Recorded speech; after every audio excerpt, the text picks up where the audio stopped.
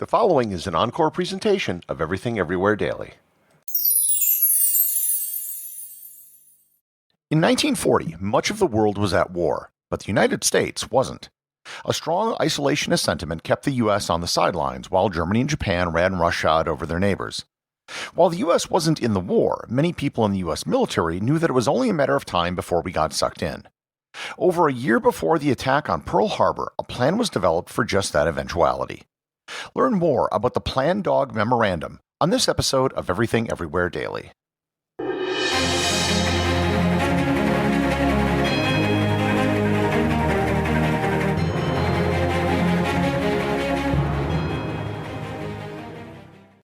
This episode is sponsored by Heaven Hill Bottled and Bond Bourbon. I recently had the chance to try Heaven Hill Bottled and Bond, and I can attest to its exceptional aromas with hints of caramel and vanilla intertwining with its oakiness, which provide a well-rounded flavor profile. Taking a sip is akin to experiencing a piece of bourbon history firsthand. Heaven Hill Distillery may be America's most quintessential bourbon distillery. Established in 1935 after the end of Prohibition, the distillery was established by the Shapira family and has remained a family-owned distillery to this day. In 1897, Congress passed the Bottled in Bond Act, which set forth strict rules for any bourbon labeled Bottled in Bond. Heaven Hill Bottled in Bond Bourbon goes beyond the stringent requirements of the law by aging its bourbon for 7 years, not 4. The end result is a gold medal-winning bourbon that truly stands out. Available nationally, look for a bottle at your local store. Heaven Hill Bottled in Bond. Heaven Hill reminds you, think wisely, drink wisely. Hey, my name's Otis Gray, host of the Daily Book Club, a daily podcast where I read wonderful old books, one chapter at a time. Simple as that. Whether you want to get engaged and lost in a fascinating story that has stood the test of time, or just relax to a good book, listen to the Daily Book Club to get wrapped up or unwind during your day. We'll read classic stories like Pride and Prejudice, The Enchanted April, The Wind in the Willows, beautiful stories all told from start to finish. And you can even do a real book club. Tune into the Daily Book Club Discord and discuss the readings with other book club listeners. However you want to listen, it's your choice. Subscribe to the Daily Book Club on Spotify, Apple Podcasts, and everywhere else. New episodes every single day. So sit back, relax, and get lost in the Daily Book Club.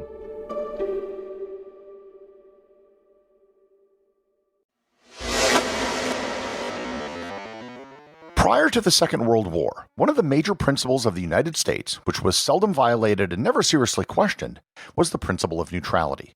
It actually dated back to George Washington's farewell address, when he warned the country to steer clear of making alliances with European powers. The European continent had, for centuries, been one of almost non-stop warfare. Washington knew that no matter who we allied with, it would wind up with the U.S. getting caught up in a war in Europe.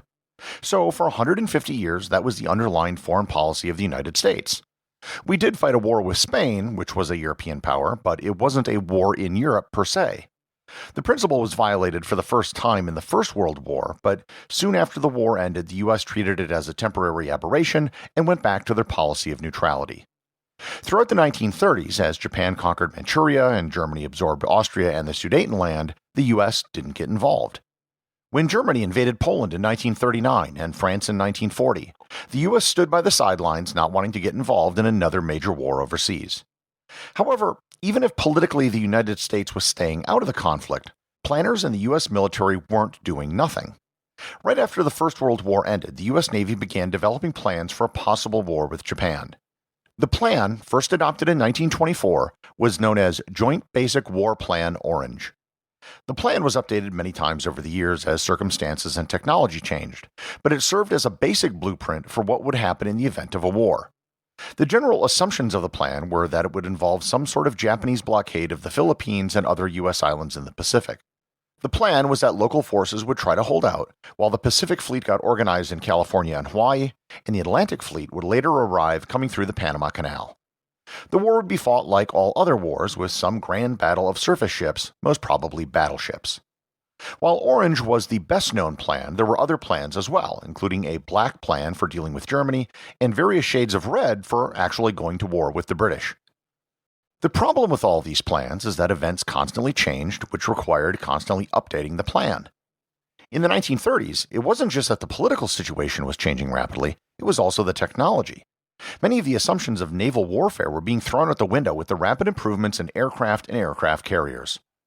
When war broke out in Europe, planners began to realize that the one-on-one wars that they had been planning previously might not be the most probable scenario. They began seriously considering the possibility of a two-front war, one in Asia and one in Europe.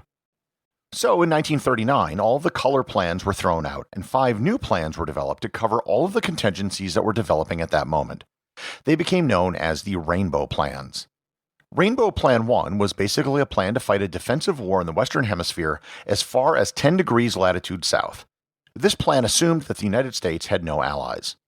Rainbow Plan 2 was the same scenario as Rainbow Plan 1, but with allies such as the French and British.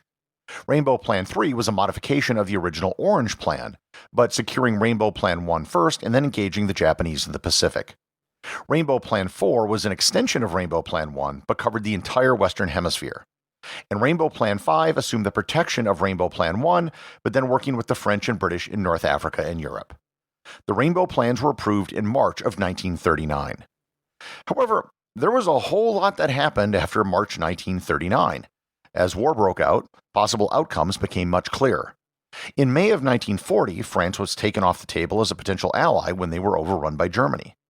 It was in this light that a modification of the Rainbow Plans was drawn up in a memorandum written by the Chief of the U.S. Naval Operations, Admiral Harold Stark. In it, Stark outlined 4 possible scenarios in which the United States might join the war which was now raging in both Europe and Asia. Scenario A was war with Japan where the United States had no allies. Scenario B was war with Japan where the United States would be allied with either the British or the Dutch East Indies.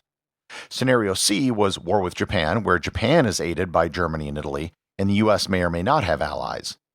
Scenario D was war with Germany and Italy where Japan wasn't involved right away, and the U.S. is allied with the British. And finally, there was Scenario E, and this was just the isolationist option where the U.S. would just keep defending the Western Hemisphere and continue to supply Britain. The recommendation which was given in the memorandum was for option D, which was war with Germany and Italy. Admiral Stark stated in the memorandum, quote, "I believe that the continued existence of the British Empire, combined with the building up of a strong protection in our home areas, will do most to ensure the status quo in the Western Hemisphere and to promote our principal national interests. As I have previously stated, I also believe that Great Britain requires from us very great help in the Atlantic and possibly even on the continents of Europe or Africa if she is to be enabled to survive. In my opinion, alternatives A, B, and C will most probably not provide the necessary degree of assistance, and therefore, if we undertake war, that alternative D is most likely to be the most fruitful for the United States, particularly if we enter the war at an early date." End quote.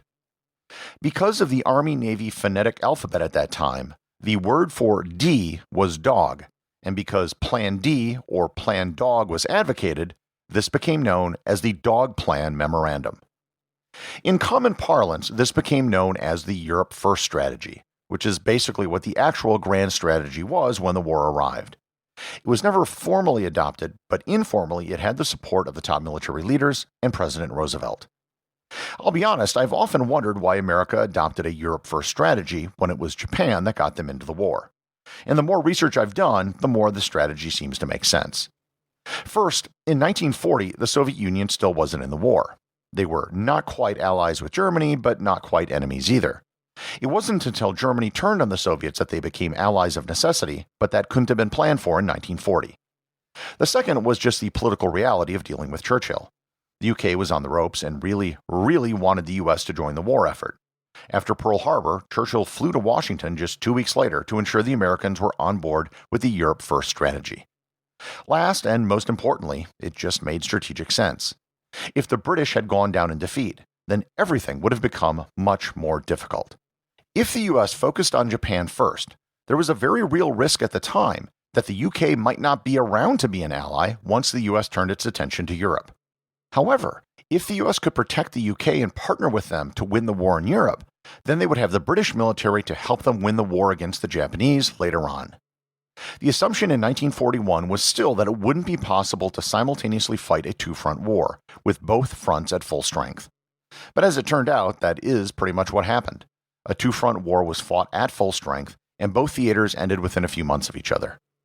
When Pearl Harbor was attacked in December of 1941, the U.S. was taken by surprise, but they weren't totally caught off guard. While they didn't know how they would enter the war, they were certainly prepared for the eventuality. Once they were in the war, they were able to have a head start thanks to the strategies outlined in the Plan Dog Memorandum. The executive producer of Everything Everywhere Daily is Charles Daniel. The associate producers are Benji Long and Cameron Kieffer. I want to give a big shout out to everyone who supports the show over on Patreon, including the show's producers. Your support helps me put out a show every single day. And also, Patreon is currently the only place where Everything Everywhere Daily merchandise is available to the top tier of supporters. If you'd like to talk to other listeners of the show and members of the Completionist Club, you can join the Everything Everywhere Daily Facebook group or Discord server. Links to everything are in the show notes.